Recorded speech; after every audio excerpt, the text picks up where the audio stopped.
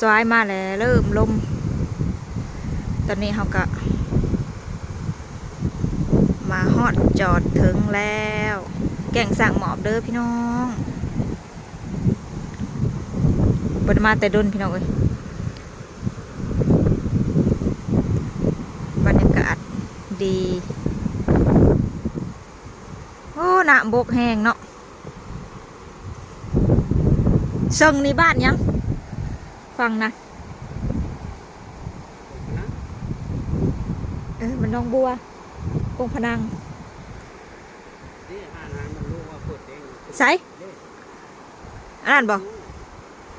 ร้านอาหารยังสื่อคลองเมืองเจ้าแหละบ่เคยไปลืมล่ะค่อยบ่ได้ไปร้องเพลงในรถลืมเลยลืมหัวทางไปเลยมันไปจักเถื่อน่าลมค่ะลืมมาบ่เคยไป ลืมมาบ่เคยไป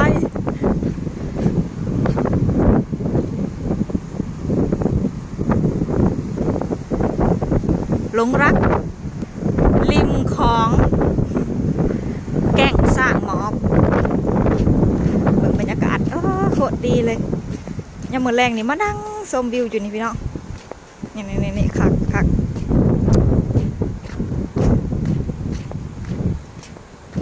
ออกไปได้บ่นี่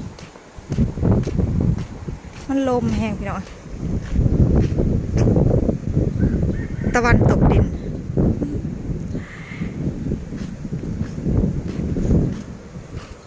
อ่านถือบ่ถือไปได้บ่วันไปได้ติเนาะกินหอดน้องดาวเด้น้องดาวเอ้ยวันถ่ายรูปคักแท้พาน้องดาวมาถ่ายรูปเด้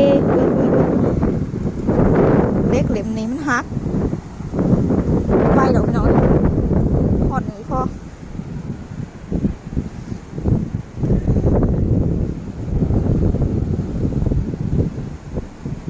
ผู้เขาเจ้าเห็นยังนะตึกเบ็ดเขาเจ้าซีดเบ็ดไกลๆ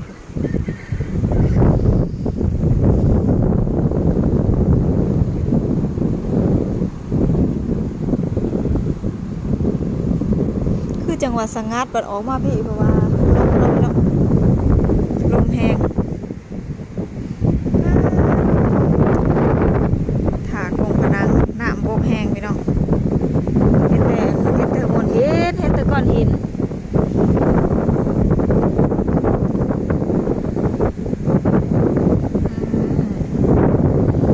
อยากไปสุดผู้แต่ว่าบ่กล้าไปพี่น้องเอ้ยมันอันน่ะเล็กทั้งพื้นพัดเลี้ยวเบิ่งคือจังฮักคานมันหั่นนะคานเล็กคือว่าฮักคานหนึ่งก็เลยบ่ไปดอกย่านกลับคืน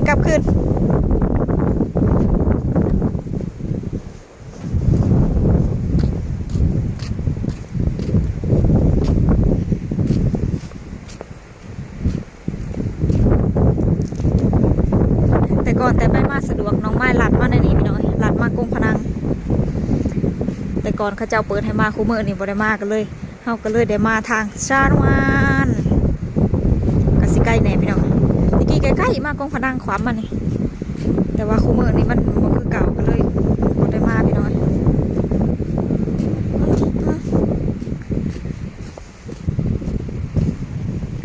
เลาะมันก็บ่มีหยังซ้ำ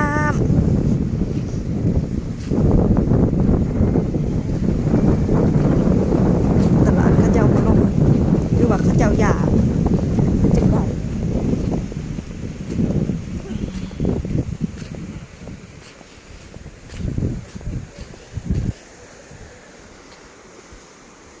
ตลาดทาหิมของเข็มมารัด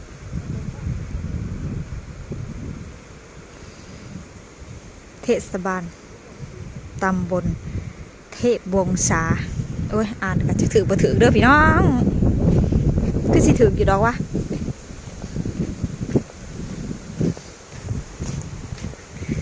คิดฮอดอันยายดาวยายปณีเด้มาหอดบอลนี่ มาตะกี้พักกันถ่ายรูปอยู่นี่พี่น้องเอ้ย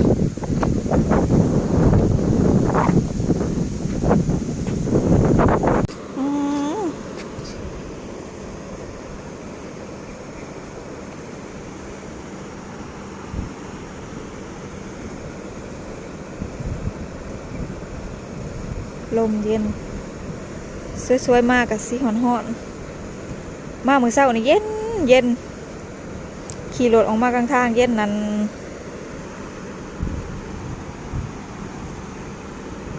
น้ำหมอกมันแห้งยามมื้อเช้ามันก็เลยเย็น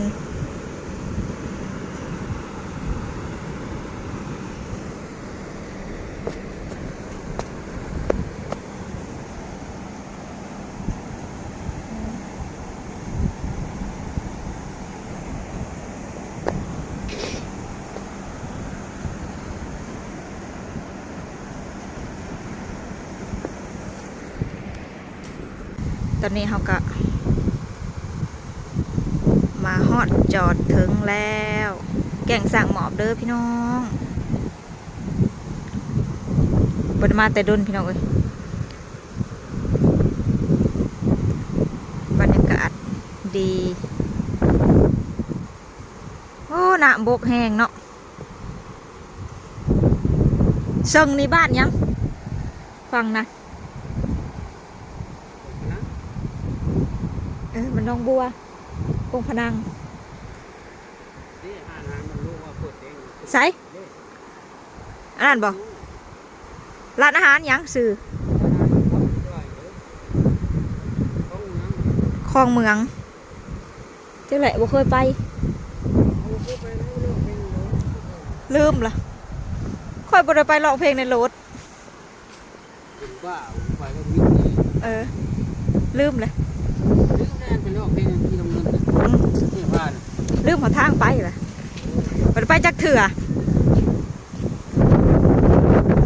น่าลมค่ะลืมมาบ่เคยไป ลืมมาบ่เคยไป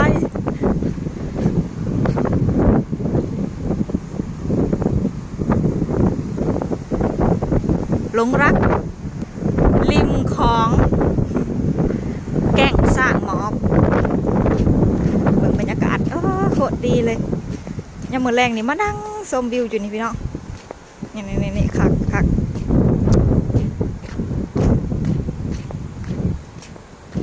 ออกไปได้บ่นี่มันลมแห้งพี่น้องตะวันตกดิน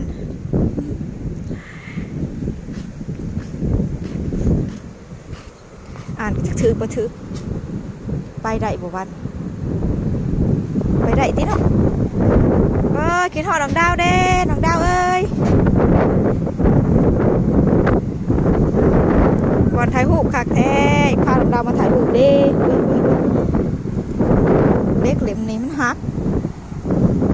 ไปดอกน้อยหอดนี้พอ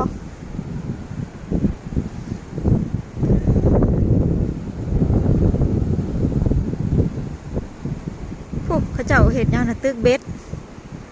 เขาเจ้าซีดเบ็ดไกลๆ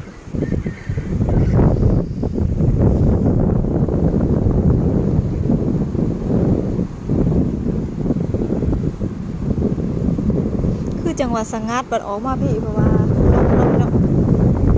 ลมแห้ง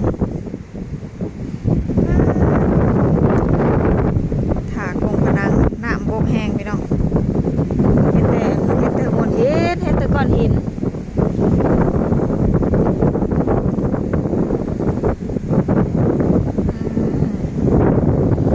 เดี๋ยวไปสุดผู้แต่ว่าบอกกล้าไปพี่น้องมันอันนะเล็กทั้งพื้นพื้นเลี้ยวบังคือจังฮักคานมันนะคานเล็กคือว่าฮักคานหนึ่งก็เลยบอกไปดอกหยัดกลับคืน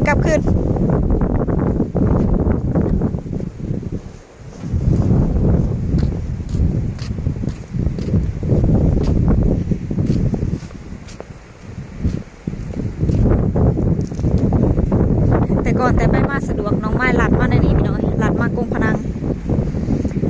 แต่ก่อนเขาเจ้าเปิดให้มาคู่มือนี่บ่ได้มากันเลยเฮาก็เลยได้มาทางชาละวันกสิใกล้แน่พี่น้องตะกี้ใกล้ๆมากงพนังขวามมานี่ แต่ว่าคู่มือนี้มันบ่คือเก่าก็เลยบ่ได้มาพี่น้อย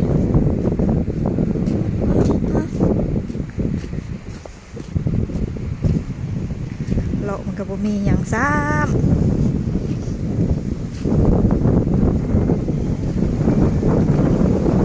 ตลาดเขาเจ้าบ่ลงหรือว่าเขาเจ้าอยากจังได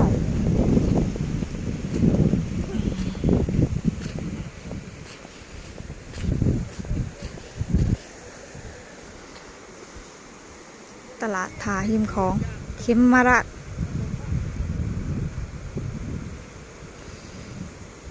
เทศบาลตำบลเทพวงศาโอ้ยอ่านก็จะถือบ่ถือเด้อพี่น้องคือสิถืออยู่ดอกวะ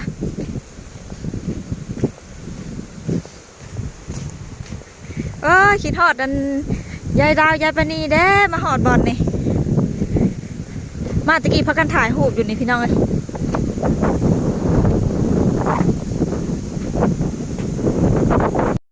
คิดฮอดคนเด้คิดฮอดจนเสี่ยวน้องไม้เด้คิดฮอดน้องดาวนี่มาถ่ายรูปวางนี่น้ำกันพี่น้องเอ้ยคิดฮอดเด้มาเด้อสาวสุปนีทีมงานสุปนีน้องดาวเป็นสาวจิ๋วนำเด้อพี่น้องเปิดค่างานก็เลยมาผมพี่น้องบอน้องดาวถ่ายบอน้องดาวถ่ายรูปเลยนี่โอ้ย